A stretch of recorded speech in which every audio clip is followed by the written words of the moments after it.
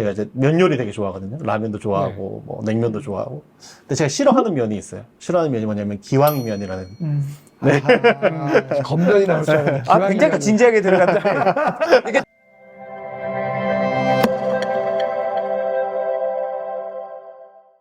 기독교 대한교육 19년 연구소에서 연구를 했고, 뭐 실태 조사도 했고, 현장들을 많이 이제 보셨을 텐데, 기독교 대안학교는 어떤 교육을 하고 있다고 보시나요? 지금 뭐 다음 세대 교육의 데이터 결과도 나와 있다. 지금 미션 스쿨이 국가정책위에서 한계가 있다. 그런데 지금 기독교 대안학교들이 좋은 그런 교육을 하고 있다. 이렇게 말씀하셨어요. 그럼 어떤 교육이 거기에 일어나고 있는 것으로 보이시나요?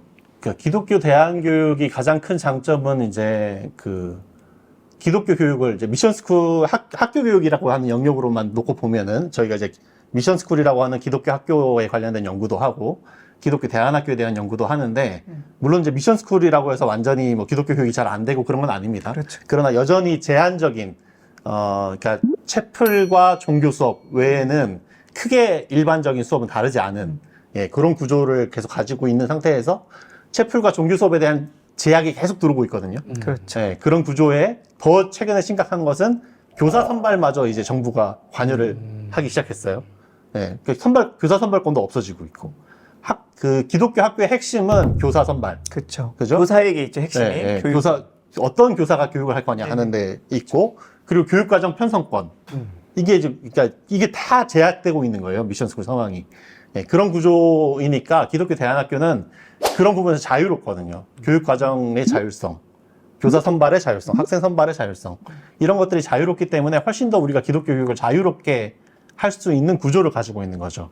아이들에게 많은 시간을 투자하면서 그렇죠. 인격적인 관계를 가지고 아이들과 만나고 성장시키는 그런 일들을 하고 있기 때문에 저는 기독교 대안교육이 가지고 있는 가장 큰 강점은 기독교 교육에 있다고 보고요. 기독교 대안교육은 기독교 교육을 제대로 할 수 있다. 네네. 교사의 자율성, 네. 교육 과정의 자율성, 학생 선발의 자율성 이게 네. 보장됐기 때문에 가능하다. 거기에 학생들끼리 내신 경쟁을 해야 되거나 그러지 않는 그런 평가로부터 조금 더 자유로운 예, 구조. 평가의 자유까지. 네. 그런 것들 때문에 기독교 교육을 자유롭게 할 수 있다는 것이 저는 가장 큰 장점이라고 보고요. 그리고 그렇기 때문에 선생님들과의 인격적인 관계나 신앙적인 관계들을 통해서 그리스도의 제자로 자라가는 어떤 기회가 가장 많은 시간을 그렇게 신앙 교육을 많이 받을 수 있는 아이들이 없는 거죠. 네. 저는 한국 교회 미래 앞으로 더 어두울 거라고 예측하시는 분들이 많지만 그 어두운 한국 교회 미래에서 한국 교회를 누가 이끌고 갈까? 기독교 대안학교 출신들이 이끌고 갈 거다라고 저는 생각합니다. 네. 지난번에 여기 오셨던 마병희 선생님도 같은 얘기를 하셨거든요. 지금 그 다음 세대 교육을 다음 세대 교회 리더십을 길러내는 곳이 어디냐라고 할 때 지금 기독교 대안학교가 거기서 하고 있지 않느냐 그런 얘기를 동일한 맥락에서 하신 것 같아요. 저는 이제 선교단체 출신인데 대학에서 대학 때 선교단체 출신인데 한국교회 지금까지 한국교회 리더들 목회자님들과 평신도 리더들을 어디서 잘 길러내느냐 선교단체에서 잘 길러냈다고 생각하거든요. 대부분 보세요. 한번 교회에서 열심히 하고 계신 목사님, 그렇죠. 평신도들 보시면 다 선교단체에서 훈련을 잘 받으신 분들이에요. 저도 학부 때 그죠? 조희 선교. 네. 저는. 저는 CCC? 안 밝히겠습니다. 선교단체 출신들이 굉장히 큰 기여를 많이 했는데 저는 지금 선교단체가 굉장히 어렵거든요. 그래서 예전 같지 않죠. 예전 같은 그런 긴밀한 제자 훈련이 잘 안 되고 있어요. 이걸 어디서 하고 있냐? 기독교 대안학교가 하고 있다고 보거든요. 제가 선교단체에 있을 때 선교단체의 그런 한계들을 조금씩 이제 어려워지고 있는 현실들을 보면서 그때 저희 선교단체 선배님께서 저한테 대학은 안 될 것 같아. 이제 더 내려가야 될 것 같다. 이런 이야기를 하셨거든요. 그때 제가 그러면 내가 기독교 학교 설립이나 이쪽으로 가서 밑에서 제자들을 길러내는 일들을 해야겠다. 그런 생각을 했었고 그 일들이 지금 이루어지고 있다고 생각하고 있습니다. 정리하자면 기독교 지금 대안학교에서 기독교 교육을 하고 있다는 것이 가장 큰 장점이고 그런 여건과 환경이 있다는 건데 더 나아가서 예전에 선교단체에서 리더십들을 길러냈던 역할들을 지금 그 아래에서 기독교 대안교육에서 하고 있는 거다라는 설명을 하셨어요. 네, 중요한 부분을 짚어주신 것 같습니다. 아드님을 대안학교에 보내고자 했을 때 세 학교를 추리셨다고 이야기를 해주셨는데 이게 또 이 직전에 주셨던 질문이랑 연결되는 부분인 것 같거든요. 이게 현장에서 많은 대안학교들을 볼 수 있는 기회가 있으셨고 네. 그 중에 어쨌든 새 학교를 선별을 하신 거잖아요. 네. 그럼 그 기준들이 분명히 있으셨을 것 같고 네. 또 그 기준들 안에서 이것들을 파악하고 결정하시기까지 어쨌든 겉으로든 그 안에서든 뭔가 발견하시거나 보신 확실한 것이 있으셨기 때문에 결정하셨을 것 같은데 네. 학교 이름까지 묻진 않겠습니다. 근데 그 기준들과 네. 그것들을 좀 어떻게 그걸 보시고 결정하셨는지 궁금해요. 그 지금은 또 조금 달라졌는데요. 제가 그 저희 아이를 보낼 때만 해도 기독교 대안학교가 굉장히 초창기였단 말이죠. 그래서 몇 년도였죠? 내가? 10년 전, 10년 정도. 2014년, 네, 네. 그 언저리겠죠. 네, 그래도 대안학교 운동 시작해서 한 10여 년 지나고 그런 시점이긴 했는데 그 과정에서 되게 학교들이 막 이렇게 어려움이 많았어요. 네, 그때 제가 봤을 때 좀 놀랬던 점이 뭐냐면 한 학교가 안정적으로 정착되는데 상당한 그 시간도 걸리고 또 리더십이 어떻게 그 학교를 오랫동안 이렇게 딱 그 한 방향으로 세팅해 나가느냐. 그게 되게 중요했어요. 그 시점에는. 네. 그렇습니다. 그래서 그때 제가 아이를 보내려고 할 때 고민할 때 제일 중요하게 생각했던 건 이 학교가 어떤 리더십에 의해서 한 10여 년 안정적으로 운영되어 왔는가. 안정적으로. 그거를 제일 먼저 봤어요. 지금은 또 조금 상황이 많이 달라졌지만 그 당시에 제가 학교들을 보면서 너무 리더십이 중간에 막 2, 3년 만에 막 바뀌면서 학교 정체성이 A로 갔다가 B로 갔다 C로 갔다 막 이렇게 하는 것들을 너무 많이 봤거든요. 그래서 조금 안정적으로 한 리더십이 잘 정착해온 학교였으면 좋겠다라는 생각을 좀 했었습니다. 그때는 그걸 제일 중요하게 봤어요. 가장 중요한 역할로. 그 시기는 한국의 그 초창기 때 설립된 학교들이 어느 정도 안정성을 좀 갖고 있는 소수의 학교들이 있었고 그 뒤에 이제 2010년 어간에 막 만들어져 후발주자들이 있는 있었고, 네. 네, 평화리 같은 저희 학교는 그때 그 삐약삐약 하고 있었던 시절이기 때문에 네. 충분히 예, 이해가 됩니다. 네. 박사님께서 생각하시는 기독교 대안교육의 역할이라고 할 수 있다면 네. 좀 어떤 것들이 그 아까 제가 표현했는데 교육의 북극성이라는 표현을 썼는데요. 기독교 대안학교들이 교육의 본래 모습, 하나님께서 디자인하신 교육의 모습, 그걸 잘 구현함으로써 좀 교육의 방향을 선도해 나갈 수 있어야 된다고 생각하거든요. 제가 제일 좀 아쉬운 것 중에 하나이기도 합니다. 기독교 대안학교들을 바라볼 때 너무 좀 이렇게 기독교 안에 섹터화되어 있다는 느낌? 네. 그 이제 제가 그 한국 교원대에서 강의하면서 더 느끼는 거예요. 한국 교원대학에 강의하면서 거기는 이제 저의 신앙을 막 드러내서 강의하시는 그런 강의가 아닙니다. 예, 그리고 그분들도 다 신앙이 아니신 분들이 대부분이시고, 그러니까 이제 그분들에게 저는 어떻게든 기독교 대안학교의 좋은 점을 좀 보여주고 싶은, 네, 그래서 살짝 기독교 대안학교를 보여주려고 애쓰는데, 기독교 대안학교 보여주려고 하니까 너무 용어가 다 기독교적이에요. 네. 물론 이제 이거는 기독교 학교로서 또 어쩔 수 없는 문제가 있죠. 기독교 대안학교에 보내시고자 하는 학부모님들에게는 그 용어들이 가장 매력 있는, 익숙하시고 매력 있고, 학교를 실제적으로 보낼 수 있는 이유가 되니까 기독교적 용어를 안 쓸 수는 없는데, 우리가 너무 기독교 안에서 활동하는데 익숙하기 때문에 공적인 영역으로 나가는 데서 조금 한계가 있어요. 그래서 그런 부분에서 저는 우리가 하고 있는 교육의 우수성을 좀 더 그들이 알 수 있게 해주면 좋겠다. 이중 언어를 쓸 수. 네. 그 이중 언어라는 표현이라는 걸 많이 쓰잖아요. 우리가 두 가지 언어를 가지고 있어서, 내부적으로, 기독교 안에서 이야기할 때 우리끼리 할 때는 기독교 용어를 편안하게 쓰되, 넌 크리스천들하고 대화할 때는 그것을 조금 더, 일반 언어로, 그들의 언어로 설명할 수 있었으면 좋겠는데, 이게 이 작업이 너무 안 돼 있다 보니까, 제가 생각하는 너무 좋은 기독교 대안학교를 한번 조사 발표해 보세요 하고 이제 장사님한테 던져놓으면 용어가 너무 기독교적이니까 이분들이 좋은 교육인데도 좋은 교육이라고 생각을 안 하는 그게 너무 한중되어 있다라고 느끼시는 그게 너무 안타까워요. 저는 이 좋은 교육을 어떻게 하면 저들에게 좀 알게 해줄까. 네, 그런 부분에서 기독교 대안학교의 북극성 역할이 우리 안에서도 잘 해야 되겠지만은 조금 더 공적 언어로 번역될 필요가 있다. 네, 그런 말씀을 좀 드리고 싶고요. 그리고 제가 이제 북극성 이야기만 하니까 우리 그 교원대 수업 들으시는 선생님들이 무슨 이야기를 하셨냐면 한 학기 수업 듣고 대안학교가 그래서 어떤 교육의 역할을 하고 있다고 생각하십니까? 했더니 한 선생님이 교육의 옹달샘 역할을 하고 있는 것 같습니다. 이런 이야기를 하셨는데 저는 그것도 두 가지가 다 중요하다는 느낌이 딱 들더라고요. 저는 너무 북극성에만 관심을 가졌는데 어떤 사람에게는 너무나 어떤 필요가 있는 아이들이 있을 수 있잖아요. 그러니까 예를 들면 기독교 대안학교도 그래서 되게 정체성이 여러 가지 그렇죠. 유형의 학교들이 있어요. 근데 뭐 학교 부적응을 너무 겪었던 친구가 있다든지 학교 폭력의 피해를 많이 당했다든지 또는 너무 미디어 중독이 돼 있었다든지 뭐 이런 친구들을 돕는 유형의 학교들이 또 있거든요. 그렇죠. 그 학교들은 그 공교육에서 경험하지 못하는 이 학생들에게 옹달샘 같은 너무 목말랐는데 그쪽 영역이 너무 목말랐는데 그것을 해결해주지 못하는 너무 일반화되어 있는 교육에 조금 특별한 필요를 도와주는 예, 그런 역할을 할 수 있는 게 또 대안교육이라고 생각하거든요. 그런 점에서 저는 이제 그 소위 최근에 기독교 대안학교들을 보면은 경계성 네. 아이들이 굉장히 늘어나고 맞아요. 있는 게 보이거든요. 네. 그 친구들을 돕는 역할도 사실은 공교육에서 하는 것보다 대안교육에서 하는 게 훨씬 더 잘할 수 있을 거라는, 물론 전문성이 좀 더 필요해서 되게 어렵습니다만은, 예, 훨씬 더 아이들을 사랑으로 대해줄 수 있기 때문에 그런 부분에서 또 교육의 옹달샘 역할도 많이 하고 있다고 생각합니다. 그래서 교육의 북극성, 교육의 옹달샘 두 가지를 대안교육이 잘 하고 있는 게 아닌가 저는 그렇게 생각합니다. 기독교 학교의 역할의 공적인 영역을 말씀을 하셨어요.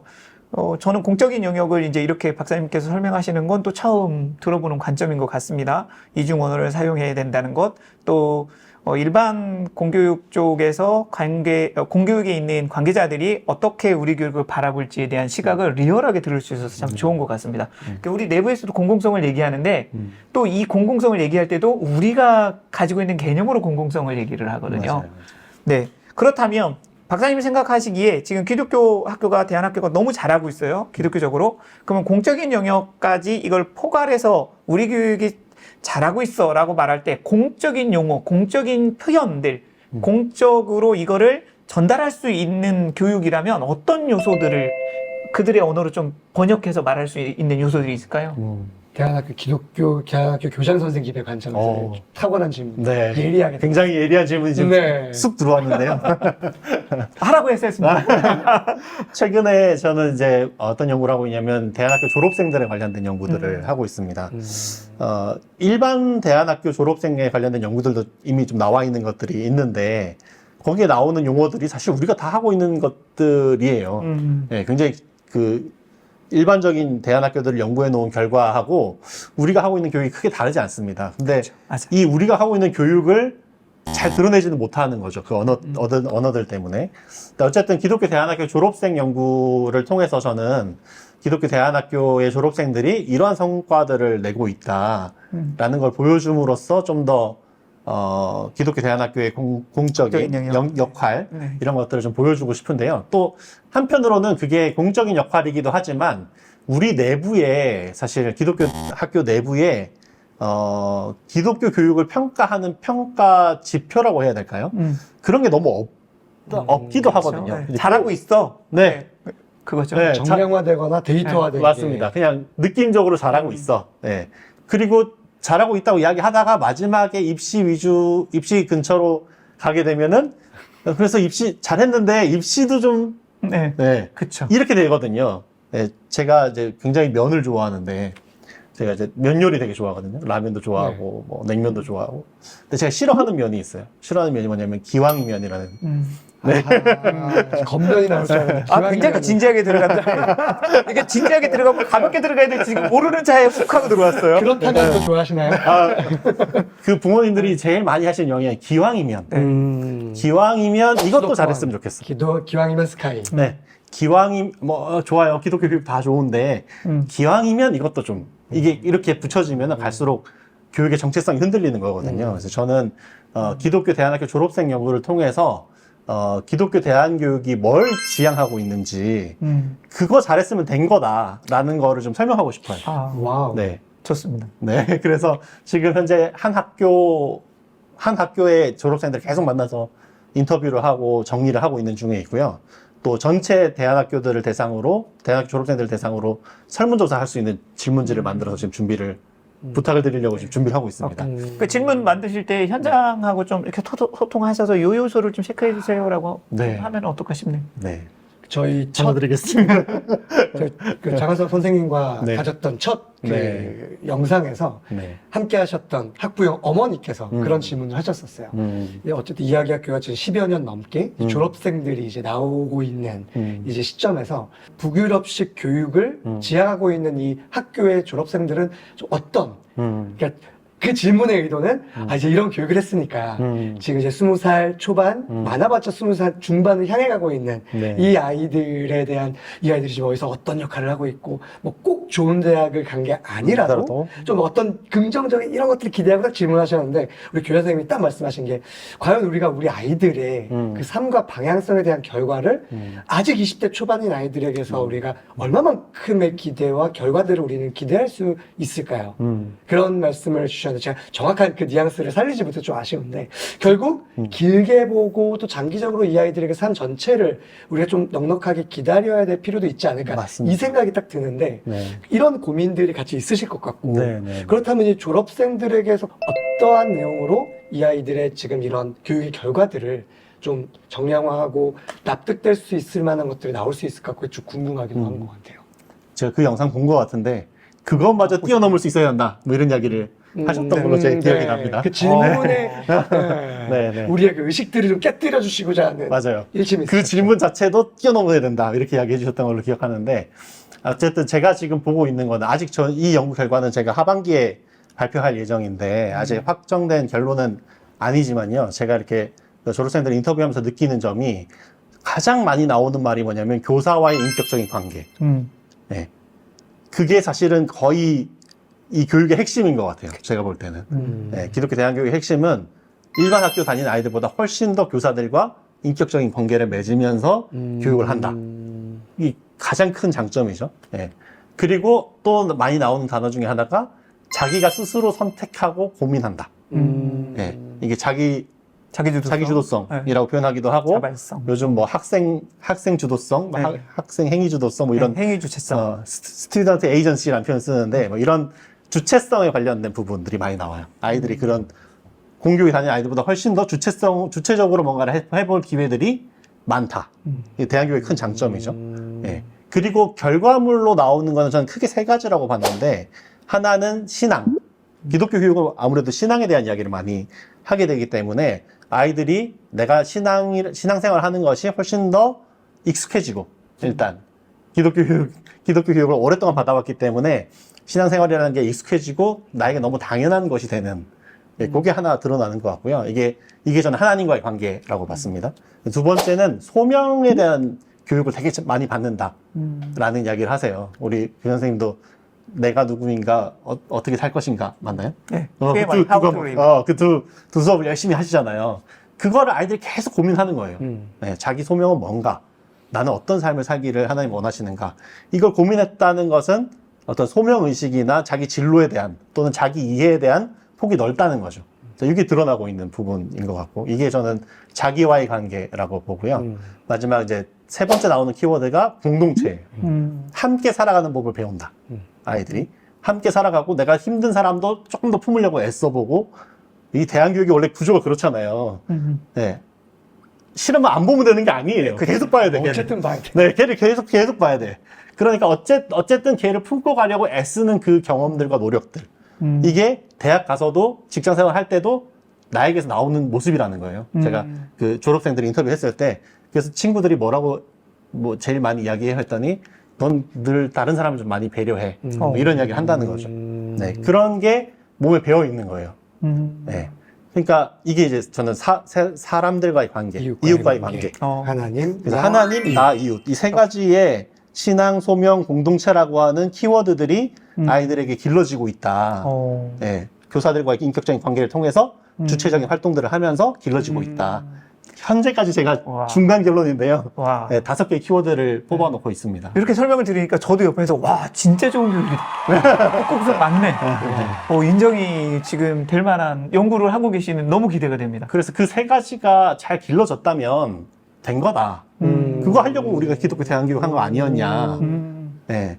기독교 교육에 대한 깊은 고민이 없으셨던 그리고 또 그냥 이걸 또 처음 보실 수 있을 법한 청취자분이시면 이제 졸업생들에게 어떤 것들을 물어봤을까 또 이들의 데이터를 어떤 걸 뽑아냈을까 했을 때 제일 먼저 떠오를 때는 그래 일단 이 학생들은 어떤 대학을 갔을 것 같아 그리고 또 이 학생은 어떤 진로를 가지고 뭘 할 것 같아 지금 그걸 위해서 학원을 다니거나 아니면 그 직장에 가서 인턴을 하거나 이런 것들을 기대했을 수 있을 것 같아요. 근데 저도 조금 어떤 질문들을 하실까 했는데 오히려 그 근원으로 훅 들어가셔서 내가 교사와의 인격적인 관계, 하나님과의 관계 이런 어떤 정말 존재적인 질문들을 아이들이 피드백, 본인들이 표현을 하고 그런 것들을 이렇게 데이터화할 수 있다라는 사실이 저한테 되게 충격이었어요. 보시는 분도 되게 충격적일 것 같고 인사이트가 딱 있을 것 같아서 진짜 막 오모에 소름이 돋고 있습니다. 냉방 때문이 아니고. 좀 춥긴 하죠. 조금씩 소름이 돋는. 잠깐 브레이크 타임에 에어컨을 끄도록 하겠습니다. 야, 제가 이 고민을 하게 된 것 중에 하나가, 제가 이제 A라고 하는 좋은 기독교 대안학교가 있어요. 그 학교의 교육에 대해서 많은 사람들이 박수를 쳤어요. 굉장히 잘했다. 근데 그 학교가 첫 졸업생을 딱 냈을 때, 학부모들 사이에서 어떤 이야기들이 나돌았냐면, 이 학교는 이 정도 대학을 갈 수 있는 학교, 이렇게 인식이 되는 거예요. 네. 그러니까 그 학교로서 부담을 이제 느끼기 시작한, 졸업생의 입시 성적에 대한 부담을 느끼기 시작하는 거죠. 그래서 이렇게 결정했어요. 앞으로 우리는 고3은 입시를 하겠습니다. 고2까지는 기독교 교육 열심히 하고, 고3은 입시를 하겠습니다. 그 다음 해 성적이 어떻게 나왔을까요? 입시 성적이? 좀 더 나아졌겠죠? 네. 좀 더 나아졌어요. 네, 좀 더 나아졌어요. 그랬더니, 고2부터? 설마? 그렇습니다. 조금 더 잘하려면 고2부터 하는 게 좋지 않을까요? 이렇게. 네. 고1은까지 기독교 교육하고, 고2. 계속 이렇게 이 입시에 대한 결과가 전체 교육 과정에 영향을 계속 주는 거죠. 네. 그래서 그 학교가 성적은 나중에 대학 입시 성적은 좋아졌지만, 과연 기독교 교육의 본질을 계속 유지하고 있는 건가? 라고 하는 질문이 생겼어요. 입시의 함정에 빠져버린 거죠. 네네네. 그런데, 그 덴마크 교육에 관련된 제가 계속 덴마크, 핀란드, 우리 북유럽에 관심을 많이 가지고 계시죠. 덴마크, 핀란드 교육에 관심이 많아가지고, 그 덴마크 교육을 살펴보다 보니까, 덴마크 교육이, 핀란드는 왜 그 OECD 피사 성적이 좋은 편이거든요. 근데 덴마크는 그렇게 높지가 않아요. 그래서 덴마크 안에서도 덴마크 교육에 대해서 피사 성적이 너무 낮지 않냐, 이런 어필들이 있대요. 피사 성격. 피사라고 하는 국제 학업 성취도 평가가 있습니다. 피사 성적이 우리나라 높은 편이거든요. 근데 핀란드도 높은 편이고, 근데 덴마크가 낮아요. 그러면 덴마크 교육의 방향에 대해서 이 피사 성적을 가지고 누가 이렇게 계속 이야기할 때, 그 덴마크 쪽에서는 그 역량과 관련된 다른 지표 성적 결과를 들이대면서 이야기한다. 우리는 이런 역량을 길러내고 있기 때문에 이게 괜찮은 거다. 제가 그 데이터를 보면서, 그러면 우리에게도 기독교 대안교육을 증명할 다른 지표가 필요한 거구나. 라는 생각을 하게 된 거죠. 네. 이 이야기에 대해서는 사실은 할 얘기가 많아요. 이게 기왕이면이라는 것도 있지만, 한 학교가 한국식의 좋은 진학을 결과가 한 명이 나오잖아요. 그때 부작용이 더 큽니다. 다른 부모들, 그걸 기대를 자랑하기 시작하면, 우리 아이도 될 수 있네, 그러면서, 그러니까 이게 결과가 잘 안 나와도 문제고, 잘 나와도 문제가 되는 일이 벌어집니다, 한국은. 그래서 기독교 대안교육은 지금 박사님 말씀하신 대로 딱 교육 결과의 지표가 무엇인지를 명확하게 하고, 그거에 따라서 교육이 일어나면 되는 거다라고 받아들여야 됩니다. 일반 대안학교 쪽에 유명한 그쪽에도 교수 하시는 분이 계신데, 그분의 이야기를 들은 적이 있어요. 딱 이렇게 얘기하세요. 2마리 토끼 못 잡습니다. 망합니다. 그 이야기를 우리가 좀 새겨드릴 필요는 있는 것 같아요.